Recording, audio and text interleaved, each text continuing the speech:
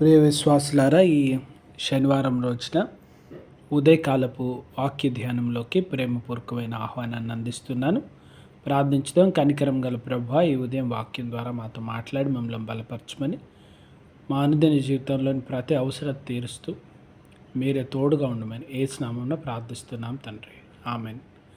ప్రియమైన వారులారా, ఈ ఉదయకాలము దేవుడు వెలుగై ఉన్నాడు, ఆయన యందు చీకటి ఎంత మాత్రమూ లేదు అనేటువంటి యోహాను గారి మాటలను మనము ఇక్కడ ధ్యానిస్తూ ఉన్నాం. పరిశుద్ధ వాక్యంలో దేవుని వాక్యము మనకు తెలియజేస్తుంది, దేవుడు వెలుగై ఉన్నాడు. దేవుడు వెలుగై ఉన్నాడు అనగా మనకు కనబడేటువంటి బాహ్యమైనటువంటి వెలుగులన్నిటి గురించి మనం ఆలోచన చేస్తూ ఉంటాం. ఎన్నెన్నో రకాల వెలుగులు చూస్తాం. ఆ వెలుగు గురించినటువంటి మేలు, దానివల్ల కలిగేటువంటి లాభాలు, వీటన్నిటిని ఆలోచన చేస్తూ ఉంటాం.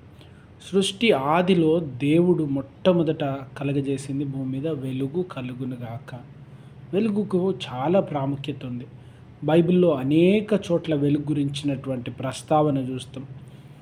దావీదు రాజు అంటాడు, యెహోవా నాకు వెలుగు, నాకు రక్షణ, 27వ కీర్తనలో.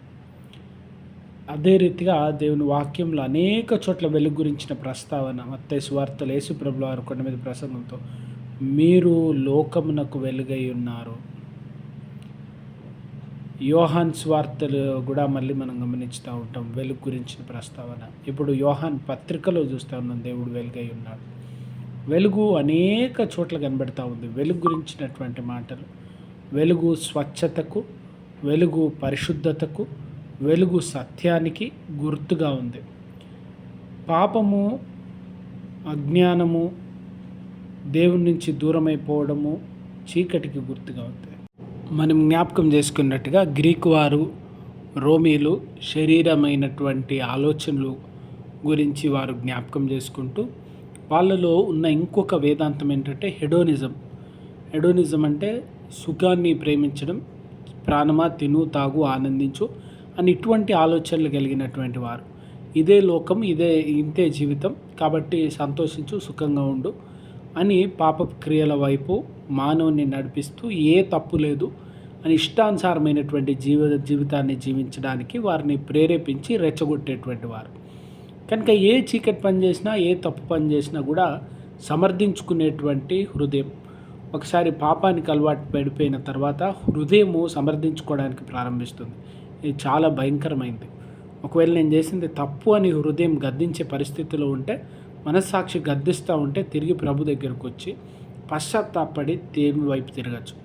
కానీ బాగా పాపంలోకి మునిగిపోయినటువంటి ఆనాటి సమాజం వారు దాన్ని సమర్థించుకునే పరిస్థితికి వచ్చినారు. అందుకే అటువంటి ఆలోచనలు, అటువంటి వేదాంతము వారిలో కలిగింది.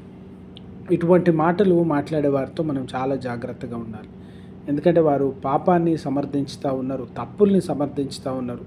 తప్పులు, పాపాన్ని సమర్థించుకునేటువంటి వారు వారి జీవితాన్ని సరి చేసుకోవడానికి ఇష్టపడరు, మేలైన మార్గాన్ని ఎంచుకోవడానికి ఇష్టపడరు. వారితో కలిసి నడవడం ఇతరులకు కూడా చాలా ప్రమాదకరమైంది. అందుకే యోహాన్ భక్తుడు తెలియజేస్తున్నాడు, దేవుడు వెలుగు కనుక ఆయనలో చీకటి ఎంత మాత్రం లేదు. కనుక వెలుగు సంబంధులైనటువంటి వారు యేసు ప్రభుల వారితో నడవాలి.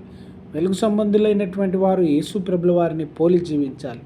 వెలుగు సంబంధులైనటువంటి వారు దేవుని వెలుగు సంబంధమైన క్రియలే చేయాలి, కానీ చీకటి కార్యములలో పాల్పొందకూడదు. అలా చేస్తే మనం మోసపుచ్చి పాపంలో జీవించినట్లే. కనుక దేవుడు వెలుగై ఉన్నాడు కనుక అట్టి క్రియలు మన జీవితంలో కనబడాలి. మన మాటల్లో, మన ఆలోచనలో, మన పనులలో, మన క్రియల్లో అటువంటి వెలుగు సంబంధమైనటువంటి జీవితం కనబడాలి. కనుక మన హృదయాన్ని దేవుని సన్నిధికి తీసుకొని వస్తూ ఉన్నాం.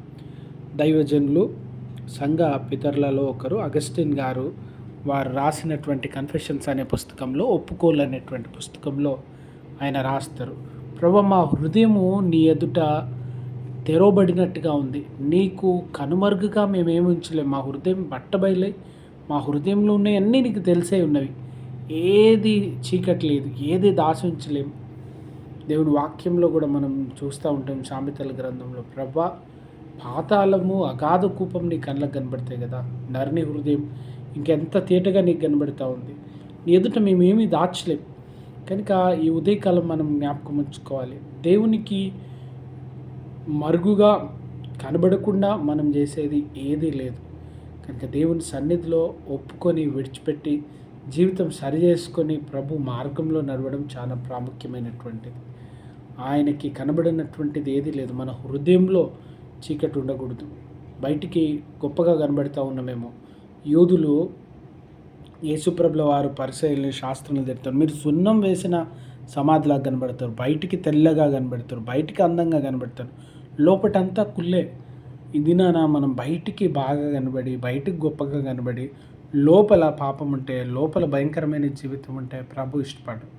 మనం దేవుని సన్నిధికి వచ్చి తగ్గించుకొని సరి చేసుకొని ప్రభులో నిలిచి ఆయన వంటి క్రియలు, ఆయన వంటి మాటలు, ఆయన వంటి జీవితం కలిగిన వారే అనేకులకు దీవెనకరంగా ఉండాలి.